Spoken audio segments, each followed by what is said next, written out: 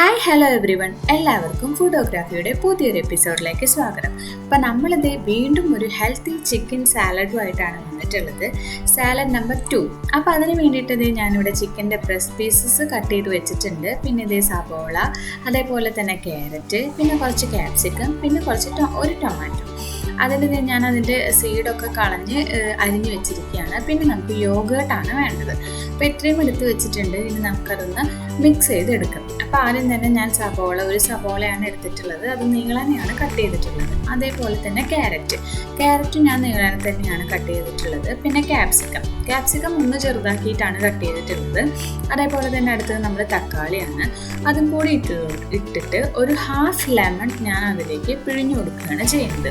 അപ്പോൾ ലെമൺ അതിലേക്ക് പിഴിഞ്ഞൊഴിച്ചതിന് ശേഷം നല്ലപോലെ കുറച്ച് ഉപ്പും കൂടി ചേർത്തിട്ട് നല്ലപോലെ ഒന്ന് മിക്സ് ചെയ്തെടുക്കുകയാണ് ചെയ്യുന്നത്.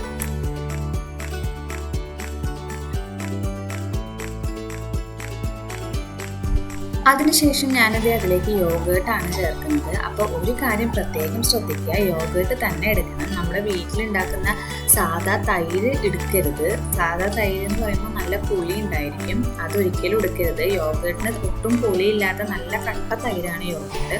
അപ്പോൾ അതാണ് നമ്മുടെ സാലഡിലേക്ക് ടേസ്റ്റ് ഉണ്ടാവുള്ളൂ.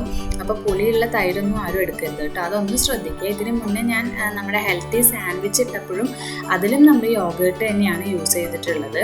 അപ്പോൾ അതിലും ഈ പറഞ്ഞ പോലെ തന്നെ പുളിയുള്ള തൈരൊന്നും യൂസ് ചെയ്യരുത് കേട്ടോ.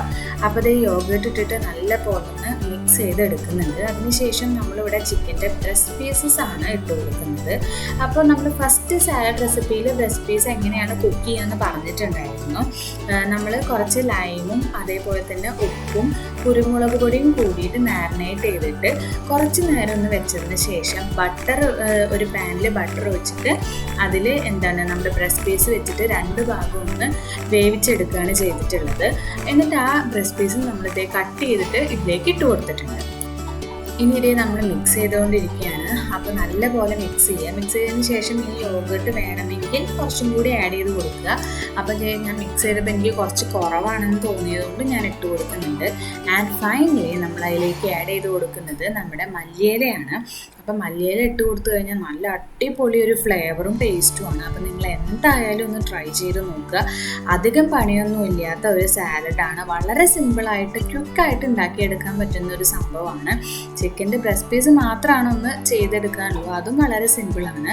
അപ്പോൾ എല്ലാവരും ഒന്ന് ചെയ്ത് നോക്കുക. നിങ്ങളുടെ അഭിപ്രായം കമൻറ്റ് ചെയ്യുക. അതേപോലെ തന്നെ നമ്മുടെ ചാനൽ ആരെങ്കിലും സബ്സ്ക്രൈബ് ചെയ്യാത്തതുണ്ടെങ്കിൽ എല്ലാവരും സബ്സ്ക്രൈബ് ചെയ്യുക, സപ്പോർട്ട് ചെയ്യുക. Thank you for watching.